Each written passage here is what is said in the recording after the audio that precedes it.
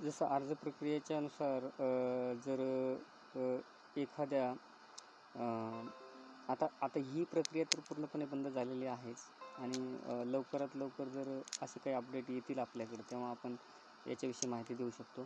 पण जे आहे ऑनलाईन पण अर्ज पहिले भरलेले गेलेले आहेत. CRP जसे ऑनलाईन अर्ज करता येत होते, जे की ऑनलाईन जर काही महिलांना येत नसतील तर त्या अंगणवाडी सेविकेच्या मार्फत अर्ज भरू शकत होते आणि त्याने भरलेले आहेत ऑलरेडी. पण आत्ताच्या अपडेटनुसार आणखीन तरी काय ऑनलाईन अर्ज वगैरे सुरू झालेले नाही आहेत. जर असं काही असेल तर ते आपण नंतर अपडेट बघूया. याच्यानंतर कोणताही मदत कक्ष असेल किंवा आपले सरकार सेवा केंद्र यांच्याकडे पण ऑनलाईन अर्ज भरले गेलेले आहेत. आता ही सुविधा आहे की नाही याचा आणखीन तरी अद्याप आता हे आचारसंहितेमुळे काय माहीत नाही. पण जेव्हा त्याचं अपडेट येतील तेव्हा आपण नक्कीच त्याचा विचार करूया.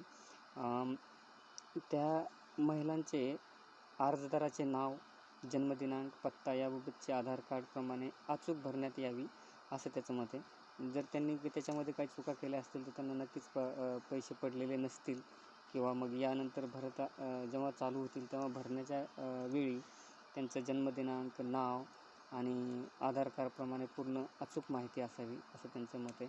आणि एक मोबाईल क्रमांक त्यांच्याकडे असणं गरजेचं आहे असं त्यांचं मत आहे.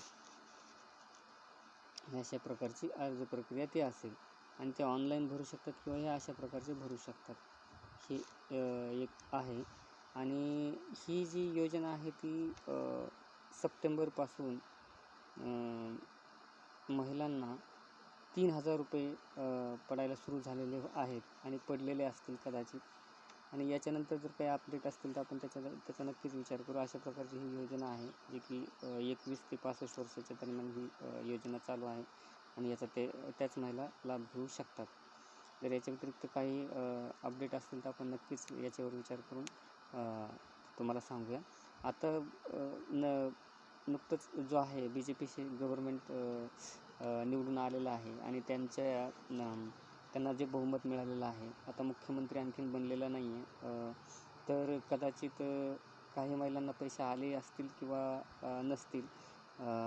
तर ते गव्हर्मेंट स्थापन झाल्यानंतर मुख्यमंत्री निवडल्यानंतर त्याची प्रक्रिया परत एकदा सुरू होऊ शकते आणि लवकरात लवकर जे काय लाडक्या बहिणीचे जे पैसे आहेत ते त्यांना सगळ्यांनाच भेटू शकतात. अशी आपण आशा करूया.